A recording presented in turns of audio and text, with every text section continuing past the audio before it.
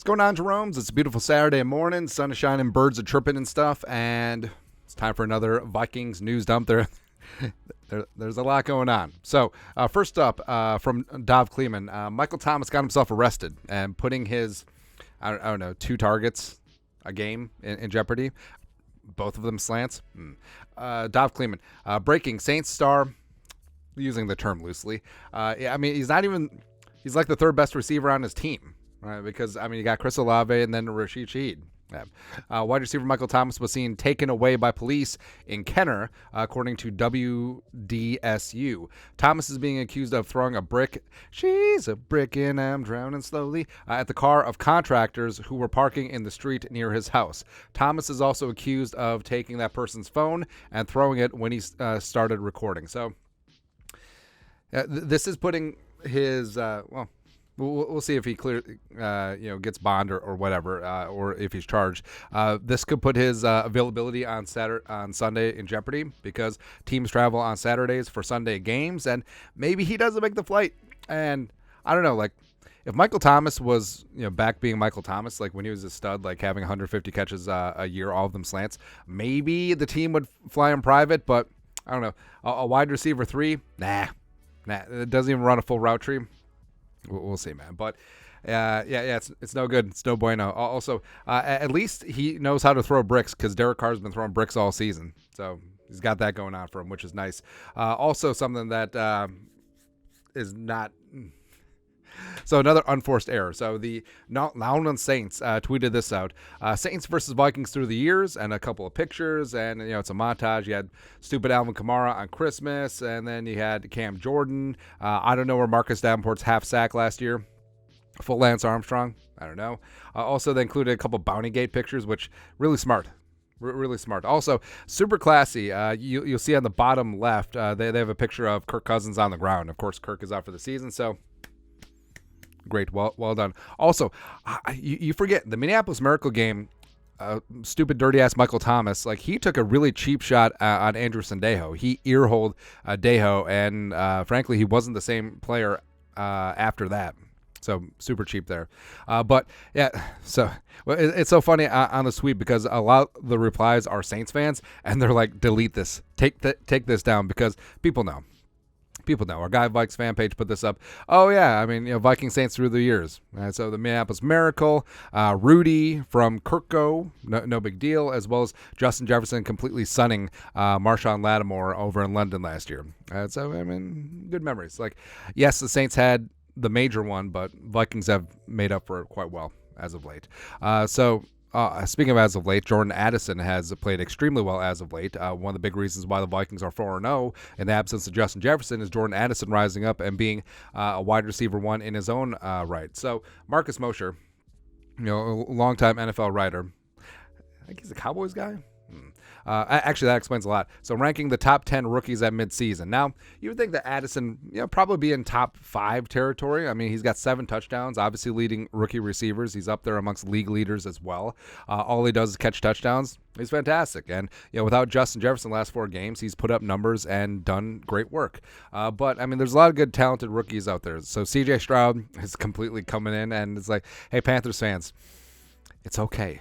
It's okay. And we said, I really did like Stroud in the draft. Jalen Carter, everyone's freaking out. I was like, oh, Jalen Carter's so good. How did he fall in the draft? He didn't fall in the draft because of talent.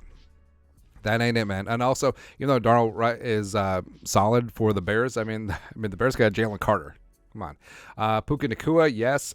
Spoon, stud, absolutely. Then Will Anderson getting after it. The Texans hit on their top 2 draft picks. It's really good. Laporte as a stud. DeJuan Jones is coming very nicely, filling in along the Browns' offensive line. Bijan. So Bijan has 1 more carry inside the 5 than I do. And it really is a shame the way that Arthur Smith is just completely wasting his talent. Like, people, make a big deal about, oh, he doesn't get the ball to Kyle Pitts, and he prefers throwing it to Jonnu Smith. Yes, Drake London is sort of wasting away in Margaritaville down there too. But, Bijan takes the cake. Bijan should be an elite superstar, but he's splitting time with Tyler Algier. And not taking anything away from Algier, former BYU teammate Jaron Hall, but it's Bijan Robinson, man. And again, Marcus Mosher, I believe, is a Cowboys guy, so that explains Brendan Aubrey, the former Notre Dame kicker. Hey, did you know that he played soccer? That's the new Antonio Gates basketball, Josh Dobbs rocket scientist one. And then Addison comes in there at 10. Oh, thanks for doing us all those favors, putting Addison at 10. At minimum, he should be top 5. Like, I would, if you put Stroud, Carter, Puka for the time being, and Spoon ahead of Addison, I wouldn't be mad. But, I mean, so Jordan Addison is less valuable than a kicker and a running back who doesn't get the ball. At least he's ahead of Jahmyr Gibbs. Anyways, so the debate is going to rage on who's going to throw the ball to Jordan Addison. Will it be rookie Jaron Hall, or will it be Josh Dobbs riding that hot hand after that Falcons game, baby? So we put out to you the Jerome's poll results. Who do you think will get the majority of quarterback work the rest of the season? Not who should, who will. So again, not your personal preference, but what's going to happen with the Vikings? Who's going to get more work at quarterback the rest of the way? Josh Dobbs or Jaron Hall? 4,900 Jerome's voted, and 82% said Josh Dobbs, the passionate. And I do think that once Jaron Hall does clear concussion protocol, like, you could have a mini quarterback controversy, but Dobbs can just completely close that. He's got the advantage right now because if he just plays well on the field, I don't think you're going to take him off. And even though, yes, Jaron Hall spent all offseason and the regular season in the offense and was QB2 when Nick Mullins went down and Kwesi and Kevin O'Connell drafted him, I mean, if Josh Dobbs is doing the damn thing, I mean, you're not going to take him off the field. All right, so I think it's Josh Dobbs' job to lose right now. And again, that's not an aspersion on Jaron Hall. And the Vikings are going to have to rely on Josh Dobbs to get it done on Sunday because it is a big-time game against the Saints. PFF Vikings put this out. No team in the NFL has more at stake in Week 10 than the Minnesota Vikings. So their numbers, chances to make the playoffs with a win, 74%, with a loss, 41%. And we pointed out, the Vikings taking on the Saints. I mean, the Saints right now are leading the NFC South. We'll see if that holds up. The Falcons and the Saints still have to play twice this year. The Bucks, Panthers obviously not, but the Vikings getting a win against the Saints. That's a team that's going to be in the thick THICC of the playoff chase, and the Vikings having a win over the Saints as well as a win over the Niners. They get to play the Lions twice, a win over the Falcons, and win over the Packers. Should have beat the Eagles, but all that is huge. And the Vikings moving to 6-2 in conference. That is going to clean up a lot of tiebreakers. Tiebreaker situations. But of course, the Vikings division is still in play, and the Vikings are going to get after it with the Lions. There you go. Speaking of getting after it, so former Vikings legend Amir SmithMarett made the play of Thursday Night Football, returning the punt, taking it to the house, and showing off the speed and everything. And KJ Osborne, former teammate, was gassing up his guy ISM, and it's something that you love to see. Let's listen in. Bro, please pick up the flag. Come on. Slide. Don't trip on. I got a kicker. No, you can't tackle me. Let's go. Stop playing with that boy. Get that boy some camera time. It's really cool. It's like, obviously the guys aren't teammates anymore, but they spend a lot of time together. They're friends, and a lot of these guys train together in the off season, and it is cool. I mean, you still have these bonds even though you're on different teams, and you look out for each other and you celebrate and gas each other up when you make some big time plays. And that was a career play right now for ISM, and love seeing KJ getting after it, man. It's good times. Also, someone who got after it. Jim Harbaugh got suspended again. So he was suspended at the beginning of the season and wasn't allowed to coach in games. But now the Big Ten, because apparently the NCAA and conferences still have some sort of power. I don't know. But the Big Ten suspended Michigan head coach Jim Harbaugh for 3 games per Pete Thamel. So obviously missing the Ohio State game is huge.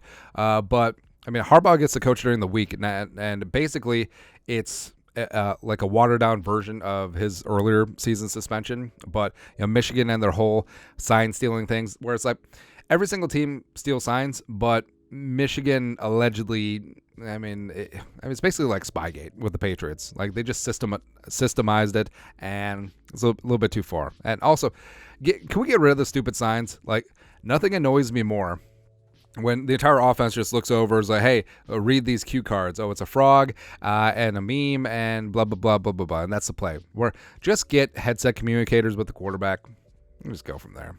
It's ridiculous, man. But I bring up Harbaugh because remember, like for a hot second, everyone and their mom thought that Harbaugh is going to be the Vikings head coach because he flew in, and Kwesi and him go way back like chiropractic with the Niners. But Harbaugh obviously thought that it was a coronation, that he was just going to get the job and show up. And Kwesi saw it as an interview, and the Vikings ultimately went with Kevin O'Connell. I think that was the correct decision. But I mean, Harbaugh's getting out of Dodge, with the Wolverines, and he's going to be a head coach in the NFL again next year.